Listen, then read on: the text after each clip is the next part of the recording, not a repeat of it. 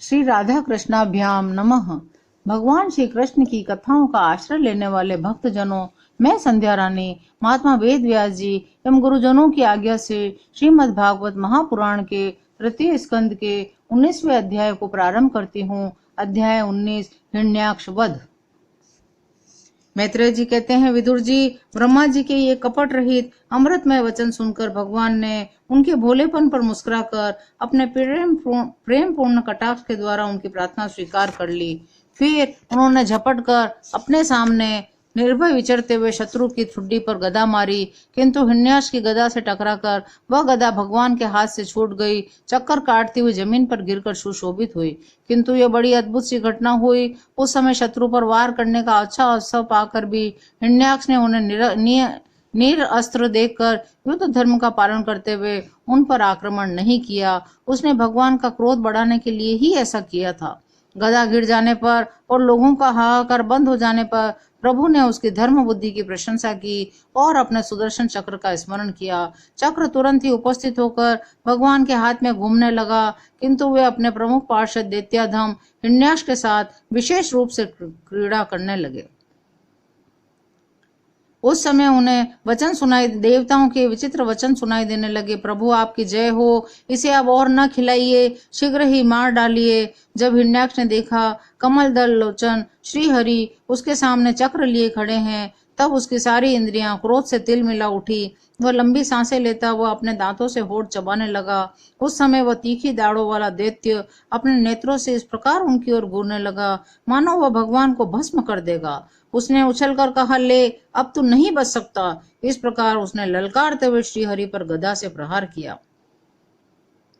यज्ञ मूर्ति श्री वराह भगवान ने शत्रु के देखते देखते लीला से ही अपने बाएं पैर से उसकी वह वायु के समान वेग वाली गदा पृथ्वी पर गिरा दी और उससे कहा, अरे दैत्य, तू मुझे जीतना चाहता है, इसलिए अपना शस्त्र उठा ले, एक बार फिर वार कर। भगवान के इस प्रकार कहने पर उसने फिर गदा चलाई, बड़ी भीषण गर्जना करने लगा।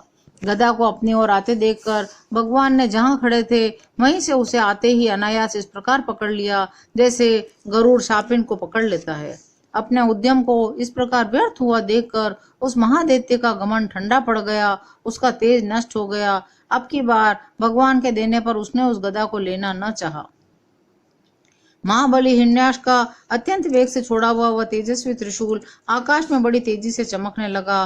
तब भगवान ने अपनी तीखी धार वाले चक्र से इस प्रकार काट डाला जैसे इंद्र ने गरुड़ जी के छोड़े हुए तेजस्वी पंख को काट डाला था। विदुर जी, जैसे हाथी पर पुष्पमाला की चोट का कोई असर नहीं होता, उस प्रकार उसके इस प्रकार घुसा मारने से भी भगवान आदि वराह तनिक भी टस से मस नहीं हुए। तब वह महामायावी दैत्य मायापति श्री हरि पर अनेक प्रकार की मायाओं का प्रयोग करने लगा, जिन्हें देखकर सभी प्रजा बहुत डर गई और समझने लगी कि अब संसार का प्रलय होने वाला है। बिजली की चमचमाहट और कड़क के साथ बादलों के घिर आने से आकाश में सूर्य, चंद्र आदि ग्रह छिप गए और उनसे निरंतर पीप, केश, रुधिर, विष्ठा, मूत्र और हड्डियों की वर्षा होने लगी। ऐसे ऐसे पहाड़ दिखाई देने लगे जो तरह तरह के अस्त्र शस्त्र बरसा रहे थे। हाथों में त्रिशूल लिए बाल खोले नंगी राक्षसियां दिखने लगी। इस प्रकार प्रकट हुए उस आसुरी माया जाल का नाश करने के लिए यज्ञ मूर्ति भगवान वराह ने अपना प्रिय सुदर्शन चक्र छोड़ा। उस समय अपने पति का कथन स्मरण हो आने से दिति का हृदय सहसा कांप उठा, उसके स्तनों से रक्त बहने लगा। अपना मायाजाल नष्ट हो जाने पर वह दैत्य फिर भगवान के पास आया। उसने उन्हें क्रोध से दबाकर चूर चूर करने की इच्छा से भुजाओं में भर लिया, किंतु देखा वे तो बाहर ही खड़े हैं। अब वह भगवान को वज्र के समान कठोर मुक्कों से मारने लगा। तब इंद्र ने जैसे वत्रासुर पर प्रहार किया था, उसी प्रकार भगवान ने उसकी कनपट्टी पर एक तमाचा मारा। विश्व विजयी भगवान ने यद्यपि बड़ी उपेक्षा से तमाचा मारा था, तो भी उसकी चोट से हिरण्याक्ष का शरीर घूमने लगा।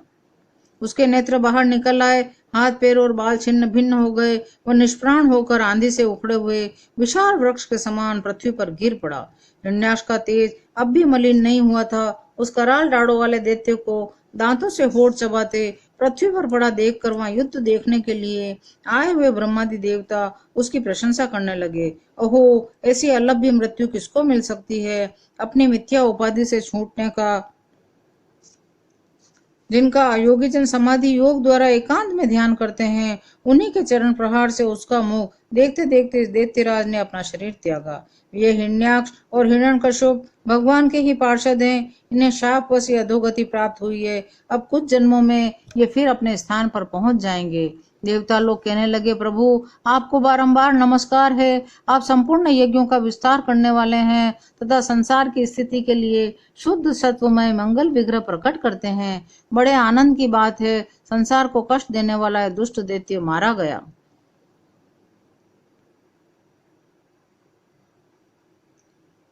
मैत्रेय जी कहते हैं, विदुर जी, इस प्रकार महापराक्रमी हिरण्याक्ष का वध करके भगवान आदिवरा अपने अखंड आनंदमय धाम को पधार गए। उस समय ब्रह्मादि देवता उनकी स्तुति कर रहे थे। भगवान अवतार लेकर जैसी लीलाएं करते हैं और जिस प्रकार उन्होंने भीषण संग्राम में खिलौने की भांति महापराक्रमी हिरण्याक्ष का वध कर डाला, मित्र विदुर जी, वह सब चरित जैसा मैंने गुरुमुख से सुना था, तुम्हें सुना दिया। सूत जी कहते हैं, शौनक जी, मैत्रेय जी के मुख से भगवान की कथा सुनकर परम भागवत विदुर जी को बड़ा आनंद हुआ। जब अन्य पवित्र कीर्ति और परम यशस्वी महापुरुषों का चरित्र सुनने से ही बड़ा आनंद होता है, तब श्री वत्सधारी भगवान की ललित ललाम लीलाओं की तो बात ही क्या है। जिस समय ग्राह के पकड़ने पर गजराज प्रभु के चरणों का ध्यान करने लगे, उनकी हथेलियां दुख से चिंगारने लगी। उस समय जिन्होंने उसे तत्काल दुख से छुड़ाया और जो सब ओर से निराश होकर अपने शरण में आए हुए सरल हृदय भक्तों से सहज में ही प्रसन्न हो जाते हैं, किंतु दुष्ट पुरुषों के लिए अत्यंत दुराराध्य हैं, उन पर जल्दी प्रसन्न नहीं होते। उन प्रभु के उपकारों को जानने वाला ऐसा कौन पुरुष है जो उनका सेवन नहीं करेगा।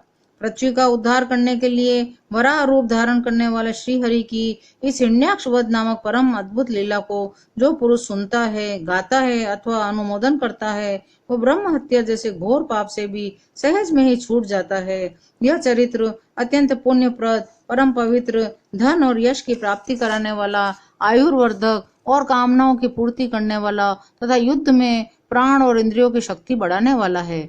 जो लोग इसे सुनते हैं उन्हें अंत में श्री भगवान का आश्रय प्राप्त होता है। 19वां अध्याय यहाँ विराम लेता है। शेष अगले अंक में। जय श्री कृष्ण।